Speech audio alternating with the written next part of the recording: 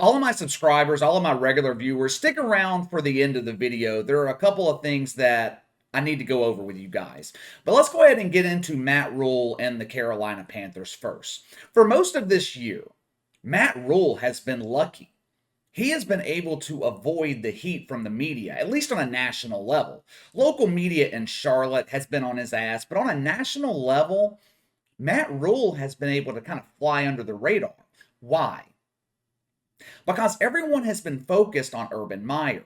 Urban Meyer's a bigger name. He's more high profile. His tenure in Jacksonville, it was entertaining. It was like the car wreck you see on the interstate that is so gruesome, but you can't help but look at it.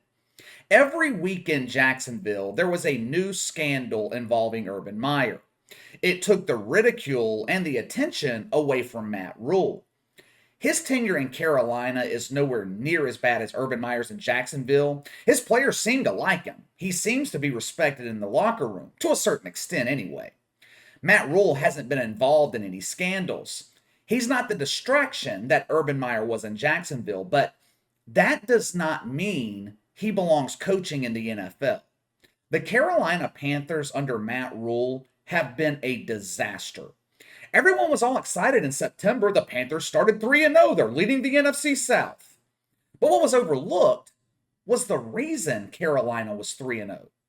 They opened the season against the Jets, the Saints, and the Texans. The Jets and the Texans are trash, and the Saints were displaced by the hurricane. Now, that's no excuse. Carolina absolutely demolished New Orleans. It was a good win. But 2 of their 3 wins came against shitty teams. In under 2 years, Matt Rhule has a 2-12 record against playoff teams. One of those 2 wins came earlier this season against Arizona, when they were playing without half their starting lineup on offense. Not to make matters worse, the Panthers aren't even close in these games. That's one of the problems and one of the reasons Matt Rhule will likely be fired at the end of this season. There is no progress in Carolina. It is one thing for an NFL head coach to struggle in his first 2 years, but the team is moving in the right direction. That's different. Pete Carroll, for example. Pete Carroll struggled his first 2 years in Seattle. They were 7-9. But he had the Seahawks moving in the right direction. He improved the defense. They were top 10 his second year. All Pete Carroll needed was a quarterback. Look at what happened once he got rid of an aging Matt Hasselbeck and Tavares Jackson. They draft Russell Wilson. 2 years later, they win the Super Bowl. What progress has Matt Rhule made in Carolina? This team's actually getting worse. And Matt Rhule, he doesn't have any answers. You know how I know he doesn't have any answers? Because for the past month, he has treated the quarterback position like a yo-yo. One play, it's PJ Walker. Then it's Cam Newton. Then it's Sam Darnold. If you follow the NFL, you know one of the worst things you can do as a head coach is have no consistency at quarterback. Matt Rhule doesn't have any patience. He hasn't given any of these guys a chance. They are constantly looking over their shoulder, looking over to the sideline. One turnover, one bad play, they're replaced. Next guy screws up, they're back in the game. You have no time to develop any rhythm, which has been one of the problems for Carolina offensively. All season, no rhythm. It's the reason they've won just 2 games since September. Now, Joe Brady ended up being the fall guy. I'll fire the offensive coordinator. That'll save my job. It's not going to work. Matt Rhule was brought in because he was supposed to be this offensive mastermind. His offense lit up the scoreboard at Temple and Baylor. This is the solution to our offensive problems. Dominance in the AAC, dominance in the Big 12, 2 conferences that play 0 defense, it does not mean that dominance will transfer to the NFL level. I'll say the same thing about Matt Rhule that I said about Urban Meyer. This is what happens when you hire a head coach with no NFL experience. Prior to Carolina, Matt Rhule had 1 year of NFL coaching experience. He was an assistant offensive line coach with the Giants back in 2012. I don't really call that much experience. Let me tell you why Matt Rhule is going to be fired. Right now, there is no hope in Carolina. There is no future. What does the future of the Carolina Panthers look like? Can you tell me? Carolina has lost their last 5 games by an average of 15 points. This team is not competitive. They have completely lost hope. You have Cam Newton in his post-game press conference yesterday, dejected beyond measure. He is so hopeless right now. He's talking about retirement. Christian McCaffrey's a great player when he's on the field, but he's always hurt. It's the reason you don't pay running backs big money. Carolina doesn't have a quarterback. They don't have a number one receiver. They don't have leadership. Who is the leader on this team? Is it Robbie Anderson, the dumbass celebrating after a catch on the Bucs sideline yesterday late in the fourth quarter when you're getting your ass kicked? He's over there doing the shuffle. Let me show you just how clueless Matt Rhule is. Listen to his comments yesterday about how his offensive system is working out in Carolina. But I believe it's 1,000% working. I just know no one can see it, and I apologize. As I tell our team all the time, it took Jay-Z like 7 years. it took him 7 years. He had to start his own agency to become famous, to become an overnight sensation. Like, it takes time. Please explain to me how an NFL offense without an established quarterback getting beat by 15 points the last 5 weeks is 1,000% working. Nothing is working offensively in Carolina. They can't run, they can't pass, they can't sustain drives, they turn the ball over a lot. What is working? It might have taken Jay-Z 7 years to become established in the rap game, to become a legend. Matt Rhule does not have 7 years. The NFL doesn't have that kind of patience. Temple might give you a few years to get your shit together. Baylor might be patient.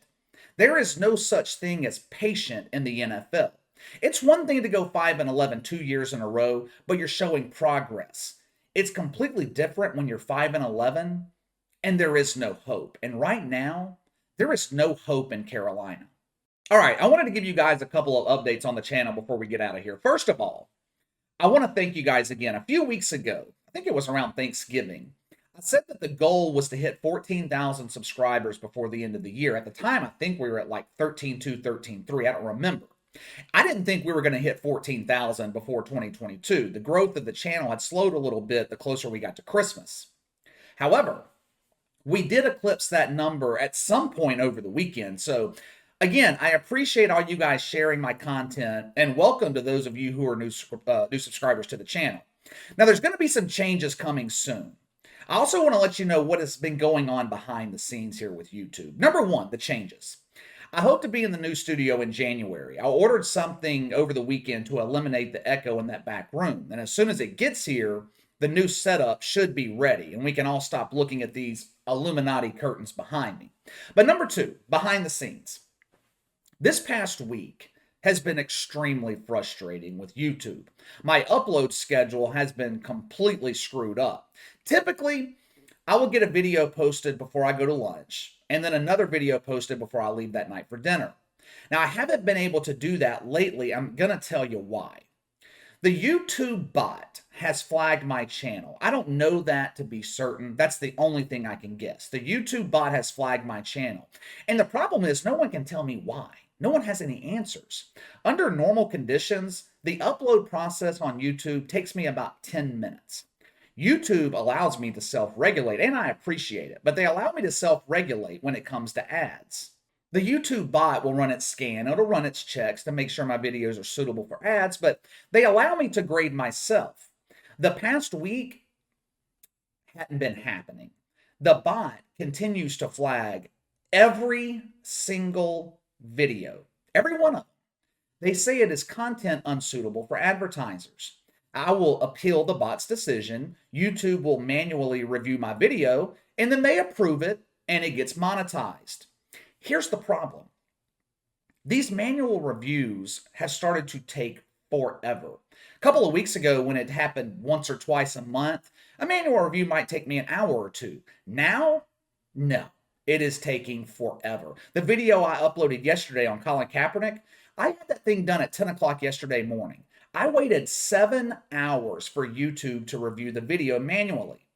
By 6 o'clock last night, I ran out of patience. I got sick of waiting. I just uploaded it. I think it's close to 10,000 views now, from which I will make $0.